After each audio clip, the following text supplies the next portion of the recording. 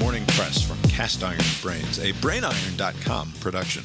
Here's 11 minutes or less of news for today, Friday, December 1st, 2023.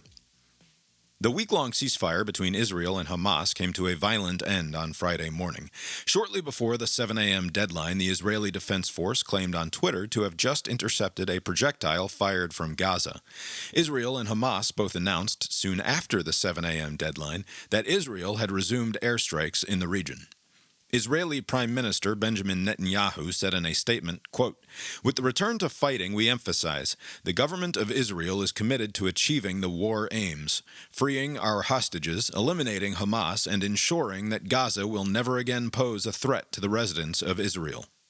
The New York Times reported Thursday evening that Israel was, well over a year ago, in possession of a 40-page document that laid out in specific detail exactly the sort of attack that Hamas would eventually carry out on October 7th.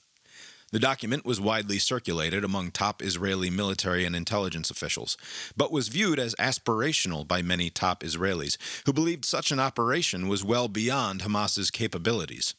Most damning, in July, a senior intelligence analyst reported to her superiors that Hamas had carried out an exercise that mirrored much of what she had seen planned in the document.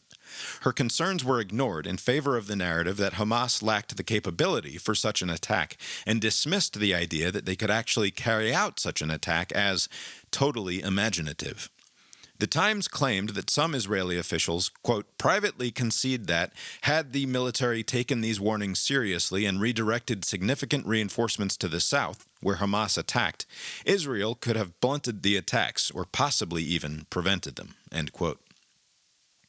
A salmonella outbreak linked to tainted cantaloupe has sickened 117 people in 34 states, including 61 hospitalizations and 2 deaths.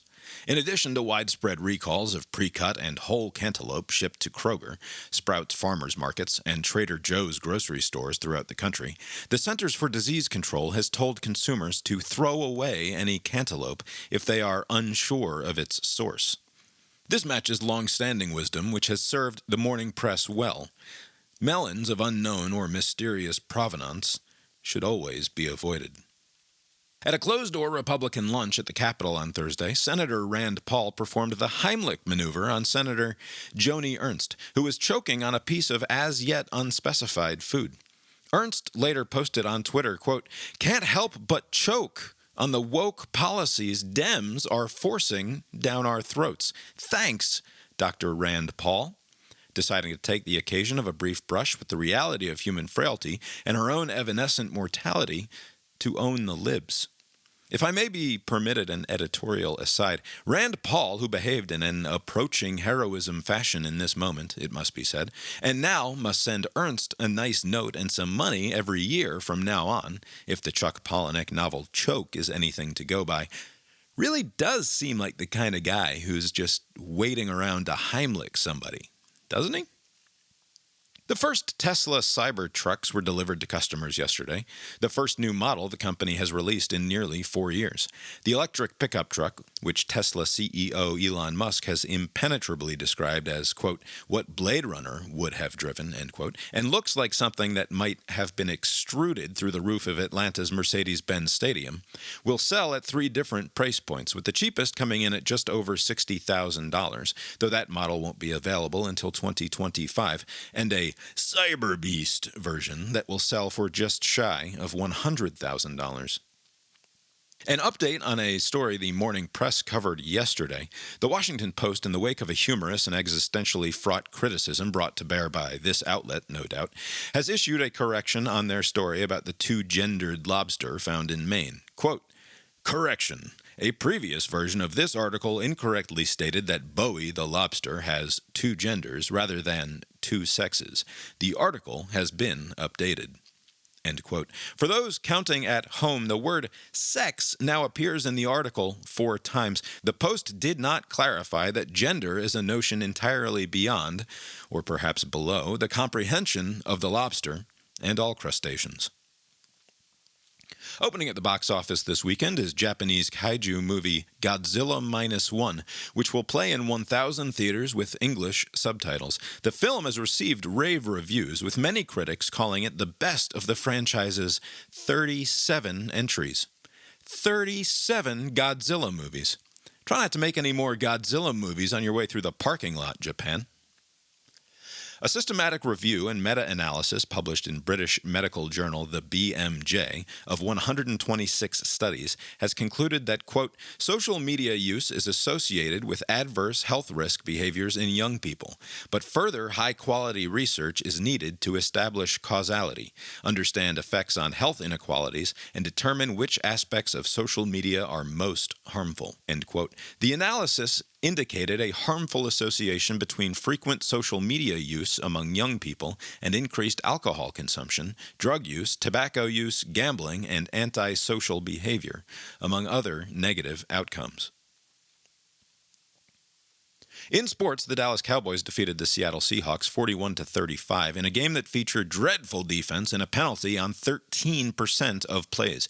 Tonight, Oregon will play Washington in the Pac-12 championship game with a berth in the college football playoff on the line. Tomorrow, Georgia and Alabama meet for similar stakes in the SEC championship game. Michigan and Florida State can secure the other two spots in the Final Four with wins in the Big Ten and ACC championship games. Any other outcome will lead to chaos and confusion and outrage, the natural state of college football. Now, here's a look at the weather. The University of Georgia Bulldogs football team has won 29 games in a row, including the last two national title games. They have not lost a regular season SEC game since 2020. With a win on Saturday over Alabama, they will have a chance to play in the college football playoff and become the first team since the University of Minnesota in the 1930s to win 3 championships in a row. They are the best team in college football, probably the best program overall, have reached the pinnacle of the sport in a way that I, the average idiot fan, could not have realistically hoped for, and have brought more sincere joy to me and my friends and family over the last few years than is rational or certainly deserving. And I am inexcusably greedy for it to never end.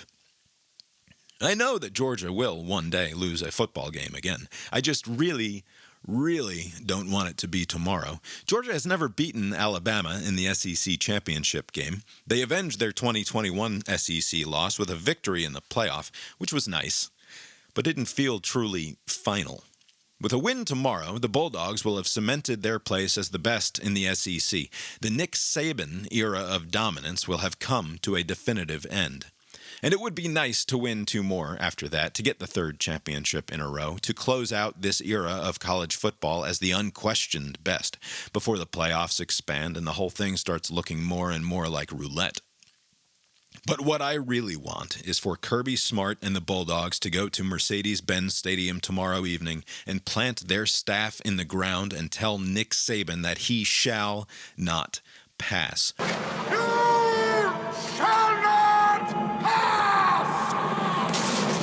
That his time has come to an end, that when they tell his story, the movie ends in the 2nd decade of the 21st century, with all that came after Alabama's 2020 championship relegated to a simpering title card after the fade to black. I have said before that winning is overrated, and I stand by that. But there are only 2 outcomes available here, and one ends with Nick Saban on top, which is to no right-thinking person's preference. In any event, I will enjoy every moment leading up to tomorrow evening's contest, because after this season, the sport will change and it will never be the same, because nothing is ever the same.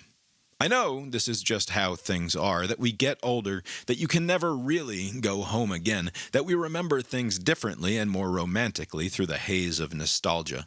I know all this, but I still cannot help but suspect that the character of the thing itself is changing, right out from under me. But we're in it right now. It's not lost yet. We're hanging on for one more weekend and another month after that, clinging to the present and trying to shape it into permanence, even as it inevitably slips away into something new. This is a mortal's lament, a cry for preservation that knows deep down that preservation is stagnation, is death, that life to be renewed must be remade. But for now, I am still, inexcusably, greedy for it. Go Dogs. That's the weather from here. How's it look out your window? The Morning Press is a production of the BrainIron.com multinational media empire. Please direct comments and complaints to brainironpodcast@gmail.com or visit the website at brainiron.com. Thanks, and barring the sudden onset of the inevitable, we'll talk to you on Monday. The proceeding was created with 100% human content.